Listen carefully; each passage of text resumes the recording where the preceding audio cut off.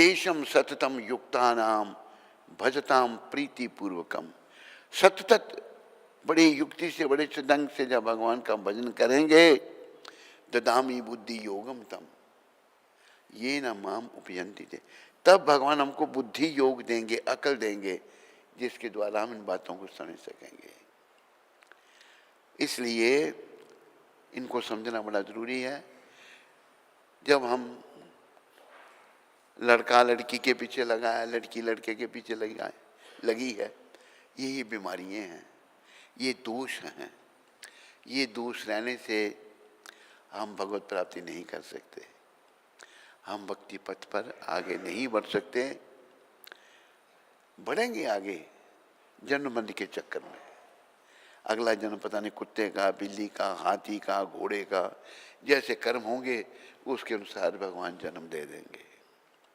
लेकिन हमें कोई और जन्म नहीं लेना, कुत्ते बिल्ली का, हाथी घोड़े का। हमें धाम में जाना है, गौलोक धाम। यहाँ सत्य चित्त आनंद में जीवन है, वहां जन्म मृत्यु जरा व्याधि कुछ नहीं है। मोह माया इतनी प्रबल है कि जिसका कोई अंत नहीं। एक बार एक व्यक्ति नारद जी को मिला और वो कहता है कि महाराज आप बड़े महान हैं, मुझे धाम में ले जाना। आप कहते ले जाएंगे। नारद जी जो हैं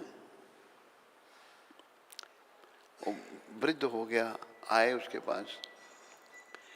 अरे भाई तेरे को कहा था धाम में जाने के लिए, चलने की था।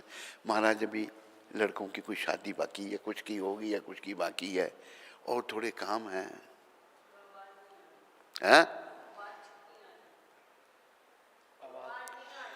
अभी भी नहीं आ रही?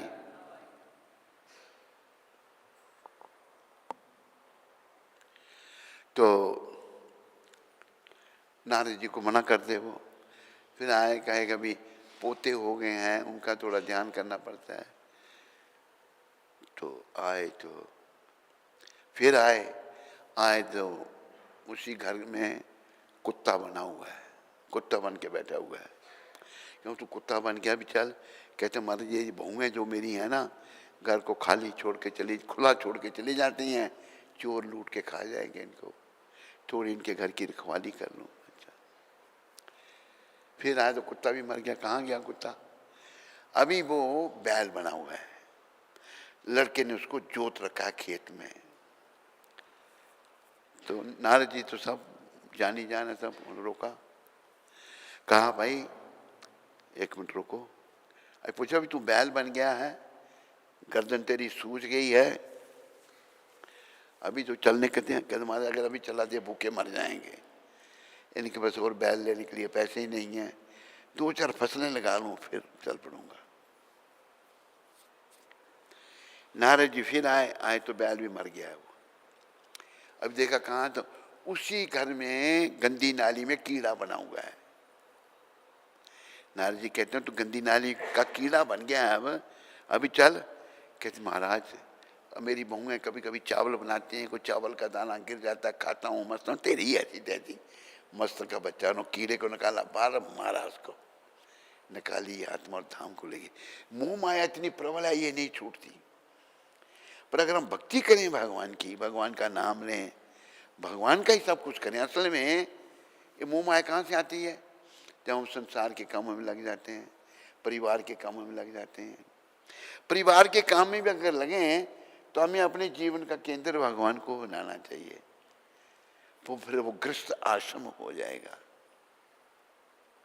4 आश्रम है, ब्रह्मचारी आश्रम, गृहस्थ आश्रम, वानप्रस्थ आश्रम और संन्यास आश्रम। आश्रम का अर्थ क्या है? जिसका आश्रय लेकर भगवत प्राप्ति का साधन किया जाए, भगवान को पाने का आश्रम उसे कहते हैं। तो इस शरीर भगवान ने हमको जो मनुष्य का या स्त्री का दिया है, वैसे तो 84 लाख योनियाँ हैं, 84 लाख योनियों के जीव हैं, बाकी वो खा सकते हैं। आहार निद्रा भयमय तुनच सामान्य वेता तो पशुभे नरानाम धर्मो ही तेषा अधिको विशेषा धर्मे न हीना पशुवे समानम। खाना, सोना, इंद्रियों का तर्पण करना और अपनी रक्षा करना, यह मनुष्य और पशु में एक समान है। अंतर क्या है फिर? धर्मो ही तेषा, मनुष्य धर्म का पालन कर सकता है। धर्म क्या है? भगवान के नियम। पशुओं के लिए नियम नहीं है, मनुष्य के लिए नियम है। पशु जो है, बहन उसकी जवान होगी उसको ही पत्नी बना लेगा, बेटी जवान होगी उसको ही पत्नी बना लेगा, माँ को ही पत्नी बना लेगा। ये पशुओं का जीवन है। पर मनुष्य, ये मेरी बहन है, बड़ी है तो इसका भी, इसके पहुँच छूने है, इसका भी ध्यान रखना है। ये मेरी बेटी है, इसका भी ध्यान रखना है। ये मेरी पत्नी है, ये मेरी माता है। सारी स्त्रियाँ हैं पर व्यवहार सबके साथ अलग अलग है। तो हमें ये जो मनुष्य शरीर भगवान ने दिया है, बड़ी कृपा करके दिया है, ताकि हम उनको इस शरीर के द्वारा भक्ति करके, भक्ति से ही शुद्धि होगी। और भगवान ने गीता में 18वें अध्याय में भी यही कहा, भक्त्या माम अभिजानाति, मैं जैसा हूं भक्ति के द्वारा जाना जा सकता हूं। यावन् यश्चास्मि तत्वता ततो माम तत्वतो ज्ञात्वा विशति तदनंतरम, मैं जैसा हूं भक्ति के द्वारा जाना जा सकता हूं। इसलिए मेरे प्यारे हरि भक्तों, चाहे हम ब्रह्मचारी हैं, गृहस्थी हैं, वानप्रस्थी हैं या सन्यासी हैं, हम सबको भक्ति करनी चाहिए। भक्ति के अलावा जो कुछ कर रहे हैं, ये समय का नाश कर रहे हैं हम। ये समय का नाश हो रहा है, क्योंकि हमें आवागमन के चक्कर में जाना पड़ेगा, 84 के चक्कर में जाना पड़ेगा और बड़े कष्ट उठाने पड़ेंगे। कष्ट जो हैं उनका अंत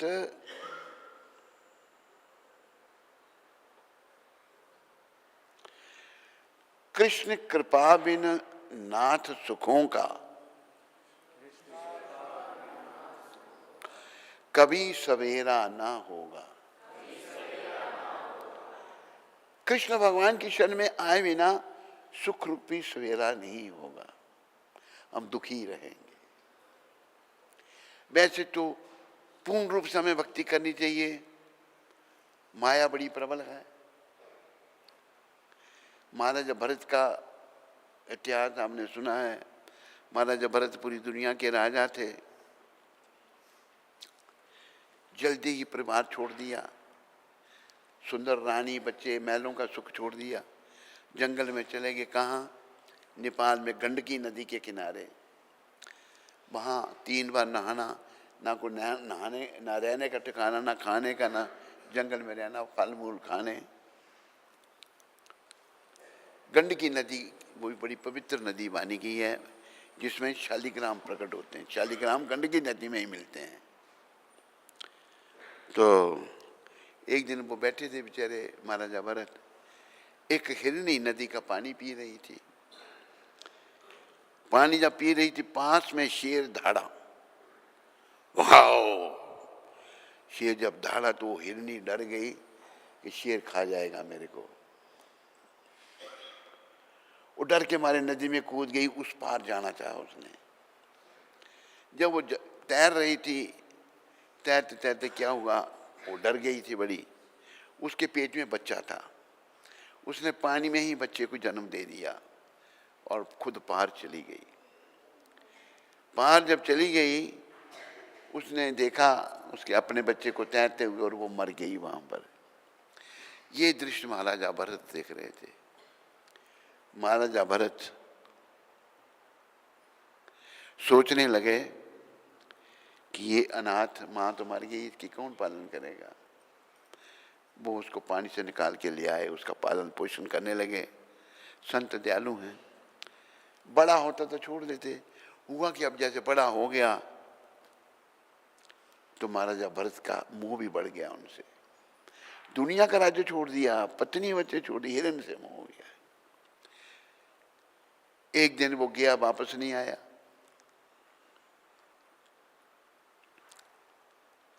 महाराजा भरत का आखिरी समय आ गया। मृत्युशैया पर वो लेटे हैं और सोच रहे हैं हिरण का। वो बिना मां के था, पता नहीं किसी जानवर ने खा लिया, कहाँ गया। इसी हालत में प्राण निकल गए जब, तो अगला जन्म उनका हिरण का हो गया। अगले जन्म में उनको हिरण बनना पड़ा। लेकिन उनको याद रहा, इतना तप त्याग था उनका।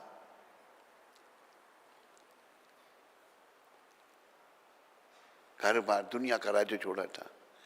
हिरण के शरीर में भी याद रहा उनको, कहने ये क्या कर दिया मैंने। अभी हिरण के शरीर में रहना ही पड़ेगा। उसी जगह आगे जहाँ पहले रहते थे, सूखे पत्ते खा के गुजारे किया। और जब हिरण का शरीर छूटा तो फिर भगवान ने उनको ब्राह्मण के घर में जन्म दिया। वहां जानबूझकर गूंगे और बहरे बन गए, ना बोलना ना सुनना। इस जन्म में मैंने भगवत प्राप्ति कर ली है। तो मेरे प्यारे हरि भक्तों माताओं,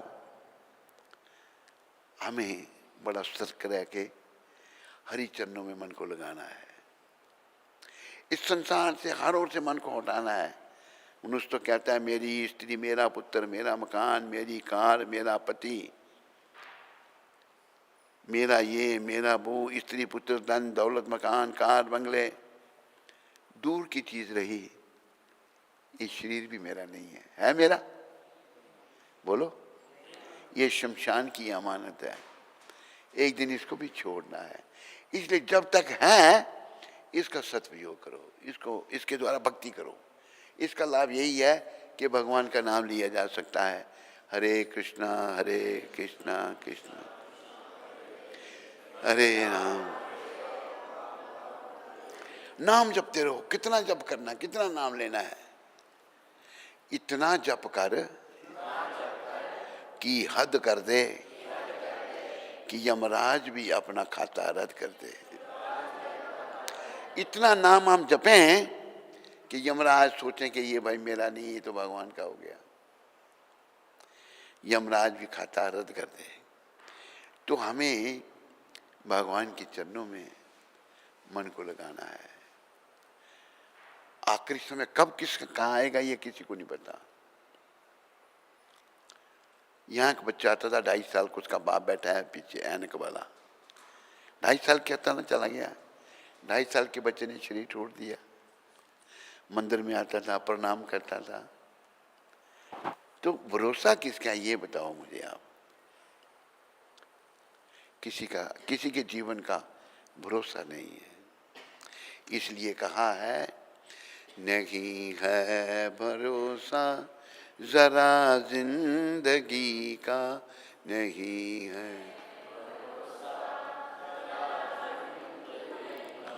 मजा लूट बंदे प्रभु बंदगी का।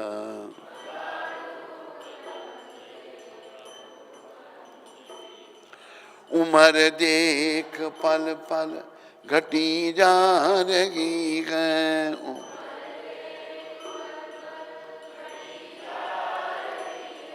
निकट मौत छिन छिन चली आ रही है।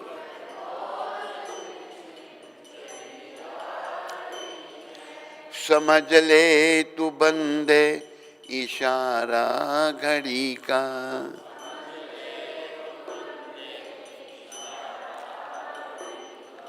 नहीं है भरोसा जरा जिंदगी का, नहीं है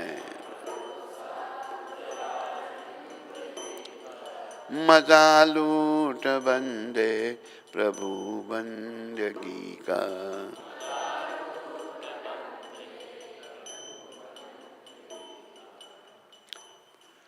अब जैसे घड़ी में होता है टिक टिक टिक, होता है ना टिक टिक, ऐसे हमारे जीवन में भी टिक टिक हो रहा है। टिक, एक टिक से मेरा उम्र कम होगी, दूसरे टिक से और कम होती जा रही है। उमरिया घटती जाए रे, उम्र घटती जा रही है और मृत्यु निकट आ रही है। बिना कुछ किए इसमें कुछ करना पड़ता है, लेकिन भगवान के निकट आने के लिए करना पड़ेगा। प्रयास करना पड़ेगा। क्या करना पड़ेगा? इस संसार से विराग। हरि बोल, इधर बैठो। वो तो पीछे क्या करने बैठते हो? इस संसार से विराग, बोलो, और श्री कृष्ण से अनुराग। संसार से विराग उत्पन्न करना है, श्री कृष्ण के चरणों में अनुराग। लेकिन हो रहा है उल्टा, संसार से अनुराग और कृष्ण के चरणों में विराग। कृष्ण के चरणों में अगर अनुराग होगा, उनसे अगर प्रेम हो जाएगा, तो अंतकाल में कृष्ण का ही सिमरन होगा। अभी संसार से प्रेम है, पत्नी से है, बच्चों से है, कई चीजों से प्रेम है, खाने से प्रेम है। एक था, अफसर था, वो ब्राह्मण, के शर्मा, पंजाबी था। वो इंश्योरेंस कंपनी में था। 1 किलो रोज खाता था वो मांसाहार। मैं कहता हूँ, पंडित जी आप ये क्यों खाते हैं? कहते यही तो चीज एक प्योर है। मांस प्योर हो गया, छोड़ दिया, शरीर भी छोड़ दिया उन्होंने। तो हमने अपनी जीवा पर कंट्रोल करना है। हमने जीने के लिए खाना है, ना कि खाने के लिए जीना है। क्या करना है? ना कि लोग खाने के लिए जीते हैं, और खाओ और खाओ, नहीं। तो हमें इस शरीर के द्वारा, इस शरीर के स्तर से ऊपर उठना है, आत्मा का उत्थान करना है। और क्या करते हैं हम? निकलता है सड़कों पे फैशन लगाकर,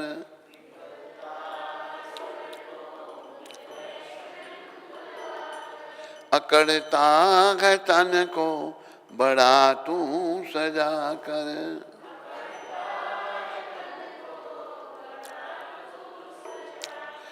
पिटारा है ये एक भरा गंदगी का, पिटा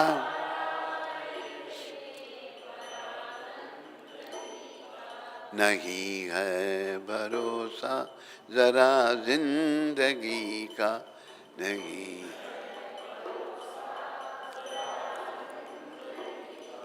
मजा लूट बंदे प्रभु बंदगी का।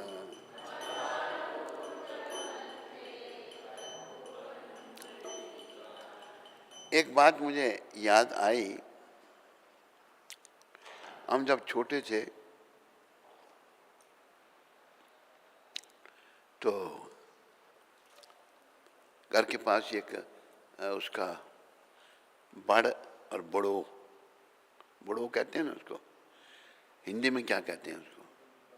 बरगद, बरगद कहते हैं। बरगद का पेड़ है बहुत बड़ा, तो चबूतरा बना था नीचे।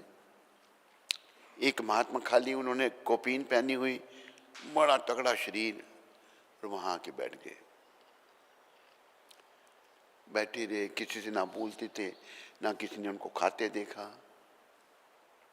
हमारे शरीर के पिता रात को लेटते होंगे, एक ईंट रख दी उनके पास में कि ईंट पर सर रख के लेटते होंगे।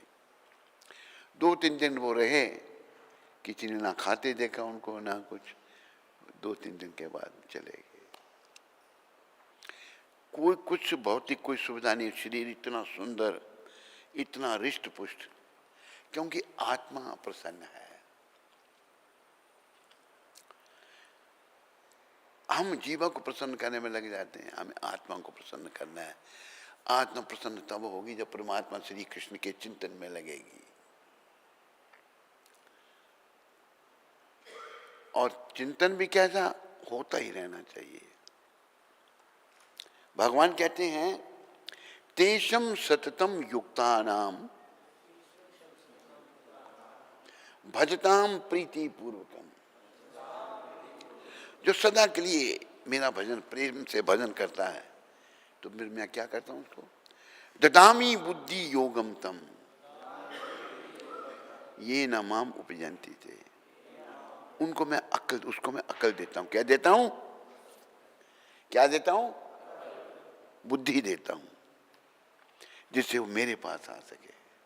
भगवान का भजन करने से भगवान हमारा सहयोग करेंगे, हमारी मदद करेंगे। भाई ये करना, ये नहीं करना, प्रेरणा होगी अंदर से। तो हमें जो है भगवान का भजन करना है।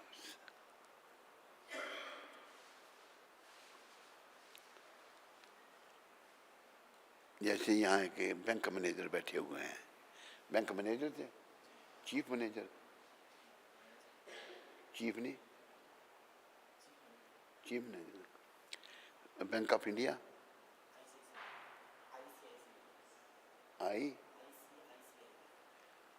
ICICI उसके ये मैनेजर थे। लेकिन यहाँ आते थे, मंदिर में आते थे, मंगल आरती में छोड़ दी मैनेजरी और भक्ति कर रहे हैं। सच बोलना, वो जब हम नौकरी करते थे रहते थे वो अच्छा था या ये अच्छा है? कैसा लग रहा है? ऐसा जोर से उठ के सबको बोलो, ये जीवन बहुत अच्छा है, ये जीवन बहुत आनंदमय है। ये बैंक मैनेजरी करते थे, उसके भी बड़े मैनेजर थे। सैलरी कितनी मिलती थी? 1 लाख प्लस में। 1 लाख से ज्यादा। लेकिन सब छोड़ दिया, अभी आनंद में है। तो ये चीजें, संसार की चीजें हमें आत्मा को सुख नहीं दे सकती। आत्मा को सुख परमात्मा श्री कृष्ण की सेवा ही दे सकती, श्री कृष्ण की भक्ति दे सकती। तो ये भक्ति का जीवन इन संतों ने शुरू किया, भारत से ही शुरू किया। भारत में किसी की दिलचस्पी नहीं।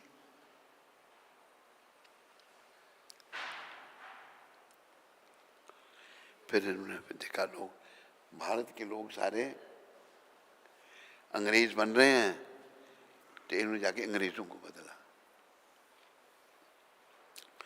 जब लंदन में गए गुरु महाराज, मैं भी लंदन देख के आया हूँ, बिलाइत, बड़ा बड़ा नाम है बिलाइत का, बिलाइत।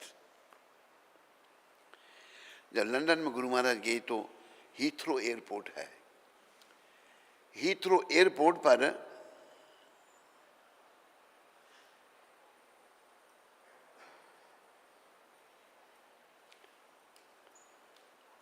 कहाँ गया ये? हैं? पूछो। हैं? अच्छा, तो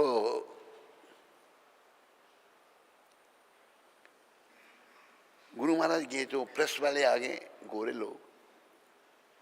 एक गोरा प्रेस वाला पूछता है, what for you have come here, यहाँ किस लिए आए हो आप? इंग्लैंड को अंग्रेज अपना समझते हैं, उनके बाप का है इंग्लैंड, इंग्लैंड किसी का भी नहीं है, किसी का भी कुछ नहीं है यहाँ पर। तो गुरु महाराज अंग्रेजी में उसको जवाब देते हैं, यू ब्रिटिशर्स रूल्ड इंडिया, तो अंग्रेजों ने भारत पर राज्य किया, and you stole everything from there, तो सब कुछ वहां से चुरा के ले आए। मैंने खुद ब्रिटिश म्यूजियम देखा है, कोहिनूर हीरा ही भारत में था, उससे बड़ा कोई हीरा नहीं है, वो ब्रिटिश म्यूजियम में पड़ा हुआ है। हमारे ग्रंथ, हस्तलिखित ग्रंथ है उनके पास, 5-5 हजार साल पुराने ग्रंथ हाथों से लिखे हुए। बहुत कुछ उनकी चीजें भारत से ले गए, म्यूजियम में रखी हुई हैं उन्होंने। गुरु महाराज कहते तुम लोग सब कुछ चुरा के ले आए, यहां से इतना कुछ था। भारत को सोने की चिड़िया कहते थे, क्या? यहां सब कुछ था, लेकिन विदेशी लूट कर ले गए इसको।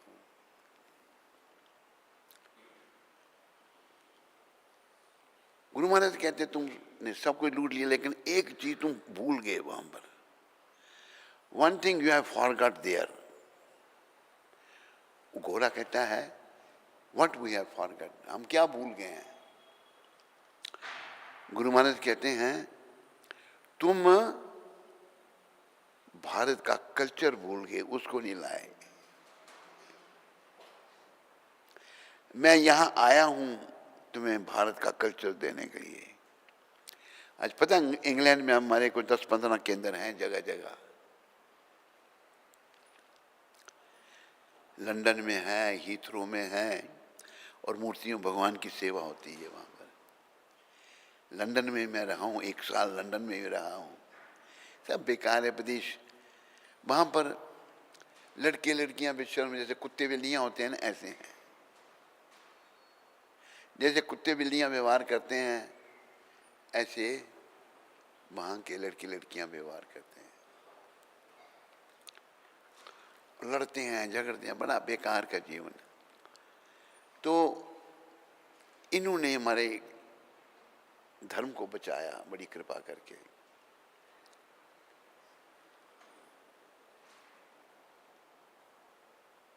ये कंबल तूने उड़ाया प्रभुपाद जी को? कंबल तूने उड़ाया है?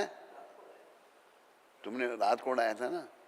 अरे इतने कोई ठंड थोड़ी है कि तू मुंह भी ढक दिया उनका बिल्कुल। कोई कैसा आदमी है तू? ठंड बर्फ पड़ रही है हैं? देख देखो ये किसने किया ना? मूर्खता है। बैठ जाओ भी नीचे। ये उनकी ड्रेसिंग कौन करता है? उनको बोलना है तुम। तो ये हनुमान जी की तूने की है?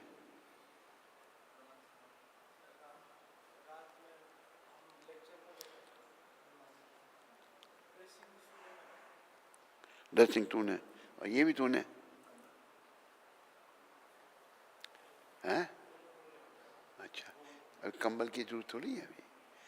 जैसे मूर्ति रूप में भगवान आ जाते हैं, प्रवेश करते हैं, स्वीकार करते हैं। जैसे एक माता थी जो गौरनिता है, जो विग्रह भगवान के यहाँ शंकर भगवान के, और गौरनिता जो थे वो अपना मुरारी गुप्त। मुरारी गुप्त जो थे वो हनुमान जी के अवतार थे चैतन्य लीला में। मुरारी गुप्त जी उनकी सेवा करते थे और भगवान उनसे मूर्ति रूप में बातें करते थे। तो वो गौरनिता है। एक माता, फिर वो बात की बाद एक माता जो है उनकी सेवा करने लगी और उसकी तबीयत माता की खराब हो गई। उसने एक पुजारी को कहा कि भगवान की सेवा तुम करना। तो वो दर्शन करने आती थी बीमार में। माता बड़ी भक्त थी वो भगवान की। तो जब आई तो भगवान का नाक चल रहा है, सर्दी लगी है। ऊपर कोई भेजा है?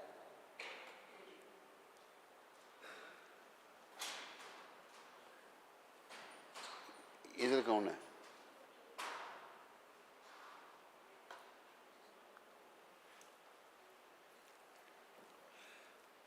माता जब दर्शन करने आई तो भगवान का नाक चल रहा है, सर्दी। बोला तुमने भगवान को गर्म पानी से स्नान कराया था या ठंडे से? कहते ठंडे से। तेरे को मैंने बोला था गर्म पानी से कराना, उनको ठंड लग गई है। वो बड़ा माता ने अपना पल्लू आगे किया, जला सिनक हाथ में दिखाया। तो मूर्तियां भगवान का ही स्वरूप है। ये इनसे और भगवान से कोई भेद नहीं है। भेद है हमारे मलिन मनों में। एक बार इधर से पुरी से 2 ब्राह्मण, एक बड़ा अमीर था, वो वृद्ध था, एक गरीब था, वो नौजवान था। रास्ते में भेंट हो गई। दोनों वृंदावन आ रहे थे भगवान के दर्शन करने के लिए। रास्ते में मिल गए तो और नव युवक जो है वृद्ध ब्राह्मण की सेवा की उसने अच्छी। आए वृंदावन में, भगवान गोपाल जी के मंदिर में गए। वृद्ध ब्राह्मण कहता है प्रभु उस बालक ने मेरी बड़ी सेवा की, मैं वापस जाऊंगा तो अपनी कन्या का विवाह से करूंगा। वो कहता है कि ऐसा मत बोलो, हो सकता है तुम्हारे घर वाले नहीं माने, तेरी पत्नी नहीं माने, तेरे बच्चे नहीं माने। कहते मेरी बेटी है, मैं करूंगा। जब वहां पहुंचे वही बात हुई। पत्नी कहती है हम इतने अमीर हैं, तुमने उस गरीब से मेरी बेटी का रिश्ता कर दिया, उससे करोगे? मैं हम नहीं होने देंगे ये। बेटा भी अकड़ गया। उस गरीब ब्राह्मण को चिंता कि भगवान को साक्षी रख के वचन दिया है। आया तो उसने दरवाजा खड़ा, लड़का आया, उसका दरवाजा खुला। कौन? कहते ये उनका घर गया। तुम ही मेरे पिता के साथ गए थे वृंदावन? कहते हैं हाँ। और उनसे वचन ले लिया मेरी बहन से शादी करेगा? तुम शक्ल देखी अपनी तूने? कहते भैया मैंने तो मना किया था उनको, उन्होंने भगवान को साक्षी रख के वचन दिया है। मेरी कोई इच्छा नहीं थी शादी करने की, नहीं करते हैं तो बड़ा पाप लगेगा, दोष लगेगा। भगवान को साक्षी भेद। जब उनके वाद विवाद हो रहा था तो लोग इकट्ठे हो गए। उसने कहा कि भगवान अगर वो लड़का उस सेठ का, भगवान यहाँ का कि साक्षी दें तो मैं अपनी बहन का विवाह कर दूंगा इसके साथ। लोगों ने कहा देखो आप लोग सुन रहे हो। वापस आ गया वृंदावन में वो नौजवान, भगवान का सच्चा भक्त था वो। उसने भगवान से प्रार्थना की प्रभु हम पहले भी आपके दर्शन करने आए थे और मेरे साथ जो ब्राह्मण था उसने आपको साक्षी रख करके वचन किया था कि वो मेरी बहन का रिश्ता आपसे करेगा। तो अभी वो उसका बेटा नहीं मान रहा, बेटी का रिश्ता करेगा, बेटा नहीं मान रहा। आप चलो साक्षी देने के लिए। आवाज आई, अरे मूर्ति चल सकती है? वो कहता है मूर्ति अगर बोल सकती है तो चल भी सकती है। भगवान ने कहा छोड़ेगा नहीं मेरे को। अच्छा चलता हूँ, तेरे पीछे पीछे आऊँगा, तूने पीछे नहीं देखना। कहते मुझे कैसे पता लगेगा कि आप आ रहे हैं? कहते मेरे पाँव में जो पायजे पड़ी है उसकी आवाज़ आएगी। 6 फुट की मूर्ति पीछे पीछे जा रही है। जब वहाँ पहुँचे पुरी में, उसकी पायजेब की आवाज़ आना बंद हो गई। पीछे देखा तो मूर्ति 6 फुट की खड़ी है। और गया बुलाया लोग, चलो भगवान साक्षी देने आए हैं। लोग आए, देखा तो भगवान की मूर्ति। आज भी उनका नाम साक्षी गोपाल है। आज भी आप जाके दर्शन कर सकते हैं। कोई गया यहाँ है जो पुरी गया था? तू गया है? साक्षी गोपाल के दर्शन किए हैं? इसने किए हैं। तूने भी? अभी आप पुरी गए थे? अब ये तो कोई दर्शन करके आ रहे हैं। और श्रीवास का बच्चा भी हाथ खड़ा कर रहा है। तो आज भी वो भगवान के दर्शन हैं जो वृंदावन से चल कर गए हैं। तो मूर्ति साक्षात भगवान का स्वरूप है। और भगवान के जो भक्त हैं वो भी भगवान जैसे ही होते हैं। भगवान तो खाली कृष्ण हैं, लेकिन जो भगवान के शुद्ध भक्त हैं वो भगवान जैसे हो जाते हैं।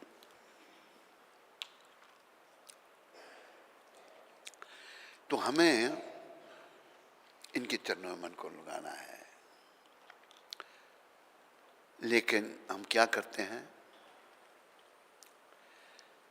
निकलता है सड़कों पे फैशन लगाकर, अकड़ता है तन को बड़ा तू सजाकर, पिटारा है ये एक भरा गंदगी का। ये गंदगी का पिटारा है या नहीं है? 9 द्वार है, 9 में से ही गंदी निकलता है।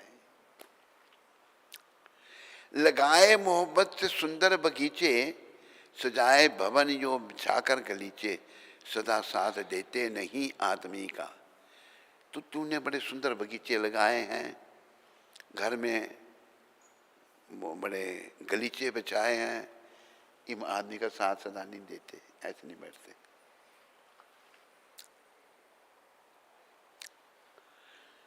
जीवन किसका सफल होगा? चलाकर मोहब्बत के सुंदर बगीचे लगाए नहीं, चला करके दिल में दया का फवारा, दिल में दया लानी, दया का फवारा, दिया दीन दुखियों को जिसने सहारा, उसी का है जीवन हंसी और खुशी का। जिसने दिल में दया पैदा करके दुखियों का सहारा दिया, उनकी मदद की। असल में सब लोग दुखी हैं। आप सोचते जो बड़े पैसे वाले हैं वो सुखी हैं? बोलो, जवाब दो। सो ही नहीं पाते वो। जो लोग सो नहीं पाते, पैसे वाले हैं, उनको जब भक्ति का दान गुरु महाराज ने दिया तो सुखी हो गए।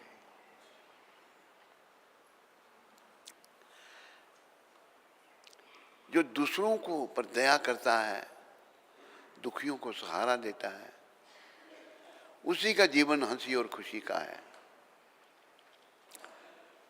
फिर लेखक लिख रहे हैं, उम्र देख पल पल घटी जा रही है। उम्र तेरी पल पल घटती जा रही है। अभी मैंने एक सांस लिया, कम हो गई नहीं उम्र, पल पल उम्र घटती जा रही है। निकट मौत छिन छिन चली आ रही है। जैसे उम्र घटती जा रही है, मौत निकट आ रही है नहीं आ रही? बोलो, उधमपुर में नहीं आती होगी? नहीं आती?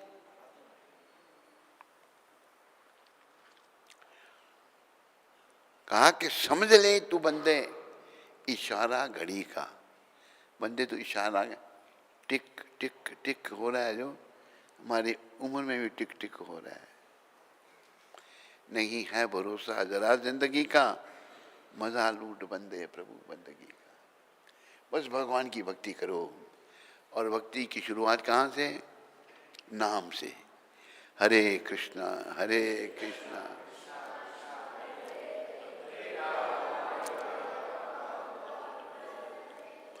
आज गदाधर पंडित का आविर्भाव है ना। बोलो शिला गदाधर पंडित जी महाराज की।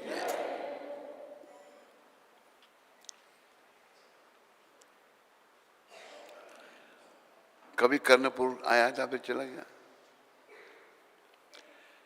श्री गदाधर पंडित के प्रति श्री गौरहरि इतने अधिक स्नेहिल थे कि वे क्षण भर भी उनके बिना नहीं रह पाते। गदाधर पंडित जो है महाप्रभु के बड़ा प्रेम था गौरहरि का उनको। वे श्री चैतन्य महाप्रभु के प्राकट्य के 1 वर्ष पश्चात प्रकट हुए थे। 1 साल पहले महाप्रभु प्रकट हुए तो 1 साल बाद गदाधर पंडित प्रकट हुए थे। गदाई व निमाई अविच्छेद्य बाल्यकाल सखाते, बचपन से ही सखाते दोनों, जगाई और निमाई। शांत विरक्त गंभीर सौम्य तथा एकांत प्रिय गदाधर अपने घनिष्ठ मित्र गौर राय से विपरीत प्रकृति के थे। गौर राय का भगवान का और स्वभाव था, उनकी प्रकृति और थी, जो कि चंचल अधीर व नटखट थे। भगवान चंचल अधीर और नटखट थे। गंगादास पंडित की पाठशाला में निमाई पंडित तर्कहीन प्रश्नों द्वारा गदाधर को चुनौती देकर नियमित रूप से उद्विग्न करते रहते। उनके साथ विशेष प्रेम था गदाधर जी का साथ भगवान का, निमाई पंडित का। श्री कवि कर्णपुर के कथनानुसार ब्रज लीला में गदाधर पंडित वृषभानु नंदिनी श्रीमती राधा रानी है।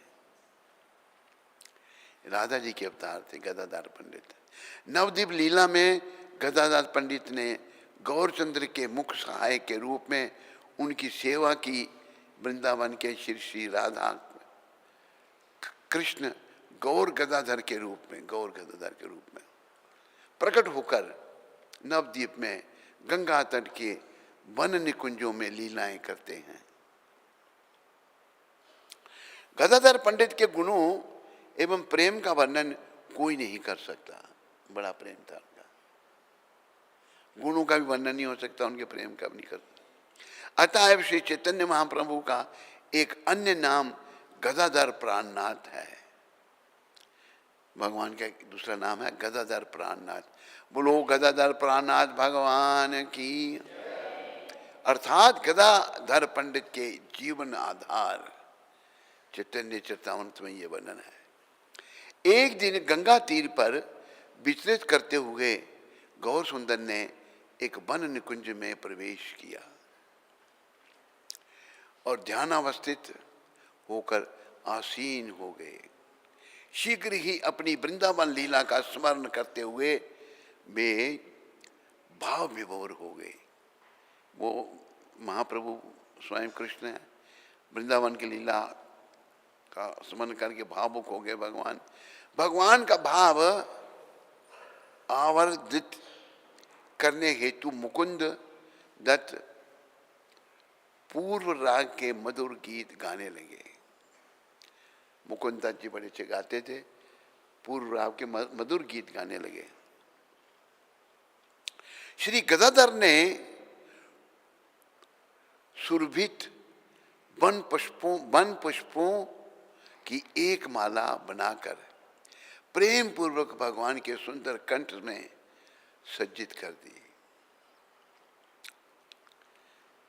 जिस प्रकार वृंदावन में श्री राधा दामोदर को वस्त्राभूषित करती थी, उसी प्रकार गदाधर श्री गौरांग महाप्रभु के उज्जवल रूप को विशोभित करते थे। वे चैतन्य महाप्रभु की शैया तथा शयन कक्ष को भी सुमधुर सुगंधित सुमनों द्वारा सुसज्जित करते थे। प्रतिदिन वे श्री चैतन्य की दिव्य देह पर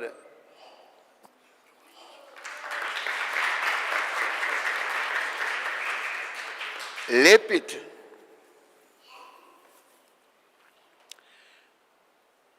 करने हेतु चंदन लेप बनाते थे।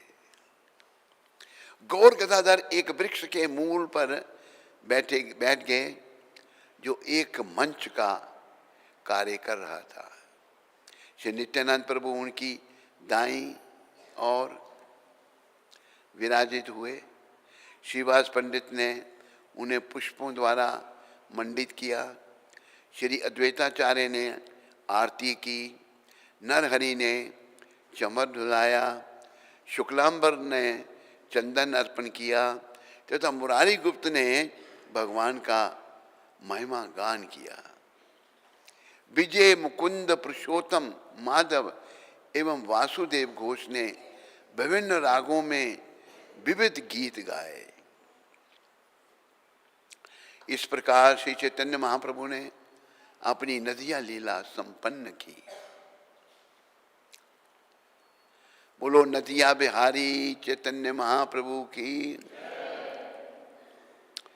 गदाधर पंडित भी संन्यास ग्रहण कर भगवान चैतन्य के संग रहने हेतु जगन्नाथपुरी चले गए। महाप्रभु ने जब संन्यास लिया तो गदाधर पंडित ने भी संन्यास ले लिया और भगवान पुरी में थे तो पुरी में चले गए उनके पास।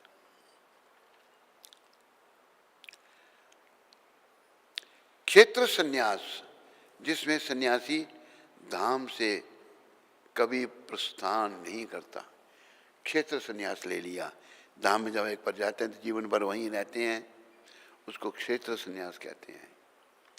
ग्रहण कर उन्होंने पूर्ण प्रेम व श्रद्धा पूर्वक टोटा गोपीनाथ के अर्च विग्रह की सेवा की।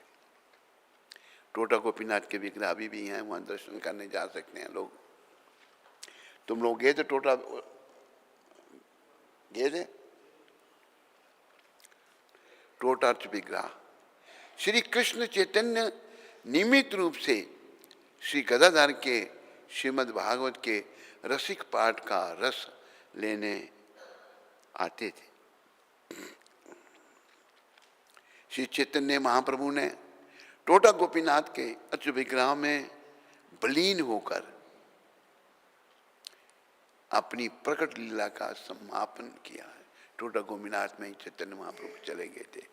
सकल विश्व में टोटा गोपीनाथ की ही तिष्ठित मुद्रा में श्री कृष्ण का एकमात्र विग्रह है, बैठे हुए हैं टोटा गोपीनाथ।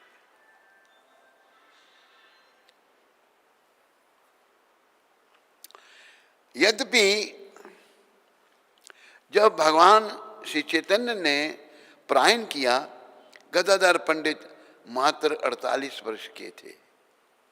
जब भगवान धाम को गए, गदाधर पंडित 48 वर्ष के। अपने प्रिय भगवान से विरह की विकट वेदना के कारण वे त्वरित वृद्ध हो गए।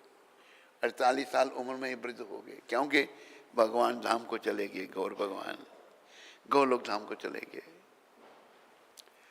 कतिपय अधिकारी जन के अनुसार श्री चैतन्य महाप्रभु के अप्रकट के कुछ ही समय पश्चात श्रीला गदाधर पंडित अपने प्रिय अर्च विग्रह टोटा गोपीनाथ में प्रवेश कर भगवान की नित्य लीला में सम्मिलित हो गए। वही भगवान की विग्रह में सम्मिलित हो, लीला में सम्मिलित हो गए। उनकी दंत समाधि वृंदावन में बंशी गोपाल मंदिर के निकट अवस्थित है। दंत समाधि दर्शन करनी है, उनके वृंदावन में है। बोलो टोटा गोपीनाथ भगवान की। क्या किनका नाम ले? श्री गदाधर पंडित जी महाराज की। बोलो वृंदावन धाम की। बोलो नवद्वीप द्वारका धाम की। बोलो श्री धाम मायापुर धाम की। तो आज तारीख कितनी है? 17 तारीख है आज।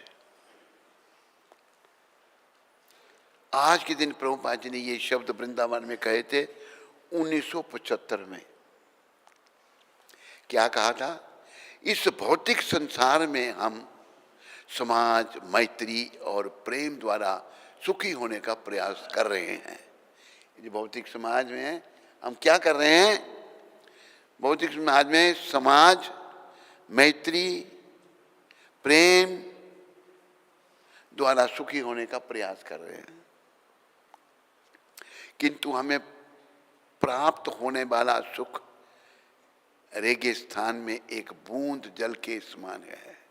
जो इस संसार से सुख मिलता है इन चीजों से, वो सुख ऐसा है जैसे रेगिस्तान में एक बूंद पानी की, उससे ज्यादा। हमारा हृदय सच्चा सुख, दिव्य सुख चाहता है। हम श्री कृष्ण के लिए उत्कंठित हैं, वह हमारी आंतरिक इच्छा है।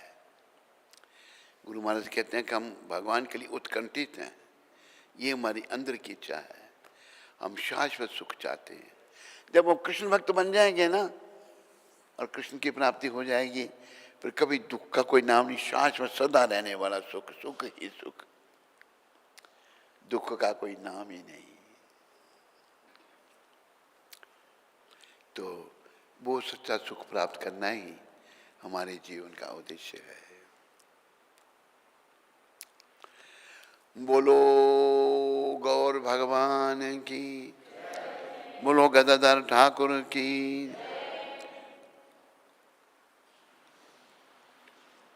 प्रिंस उपाध्याय हैं? प्रिंस उपाध्याय प्रिंस लक्ष्मण सर से। हरे कृष्ण महाराज जी, दंडवत प्रणाम। मेरा प्रश्न है कि मैं अपने घर में लड्डू गोपाल जी की सेवा करना चाहता हूँ, परंतु हमारे घर में नॉन वेज बनता है। मेरे पिताजी नॉन वेज खाते हैं और उन्होंने मुझे स्पष्ट कह दिया है कि अगर मैं उन्हें नॉन वेज छोड़ने के लिए कहूँगा तो मुझे घर से निकल जाने को कहेंगे। तो तुम हमारे पास आ जाना है इधर। तेरे को निकल जाने के लिए कहें तो इधर आ जाना। कैसा आदमी, तेरे को मौका मिल रहा है, सुनहरी मौका है।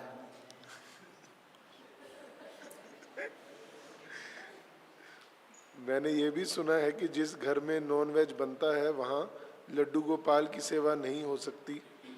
इस स्थिति में मैं बहुत धर्म संकट में हूँ। कृपया मार्गदर्शन करें कि मुझे क्या करना चाहिए महाराज जी। तुम्हें यहाँ आ जाना चाहिए, बस यही है इसका रास्ता, और कोई रास्ता नहीं है। तेरी भी मोह माया छूटती है ना, तुम भी मोह माया पड़ा हुआ है।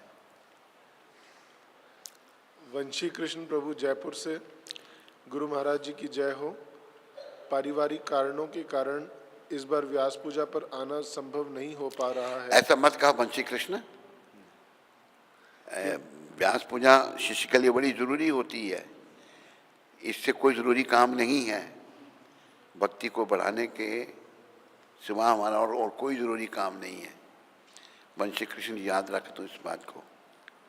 कल दोपहर तकरीबन 3 बजे मेरी धर्मपत्नी पद्माक्षी देवी को सपने में आप आए और कहा कि जल्दी आओ और रुपए 500 देना। क्या करना? 500 रुपये देना।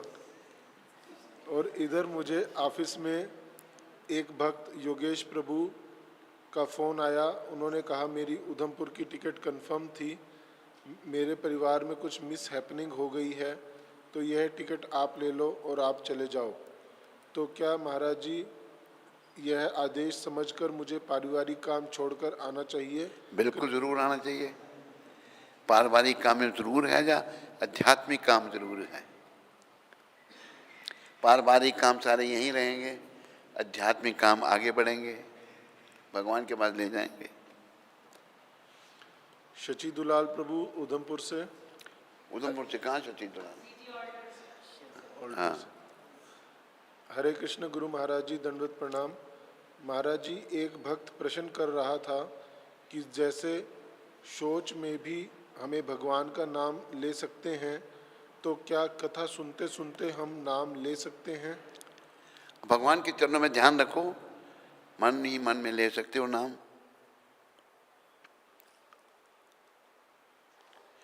क्योंकि प्राण तो शौच में भी निकल सकते हैं ना कभी भी किसी के।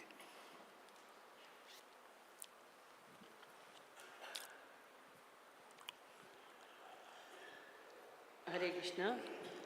तो ये हमारा परम सौभाग्य है जो हमें नित्य गुरु महाराज जी की अमृतमयी वाणी से कृष्ण कथा गायन का सुनने का अवसर प्राप्त हो रहा है। तो हम सभी लोग 3 बार गुरु महाराज जी का हार्दिक आभार व्यक्त करेंगे। हरि बोल, हरि बोल, हरि बोल। बोलिए सद्गुरुदेव महाराज की। तो अभी महाराज जी के अच्छे स्वास्थ्य और दीर्घायु के लिए प्रार्थना करेंगे। कृष्णाय वासुदेवाय हरिये परमात्मने प्रणत क्लेश नाशाय गोविंदाय नमो नमः।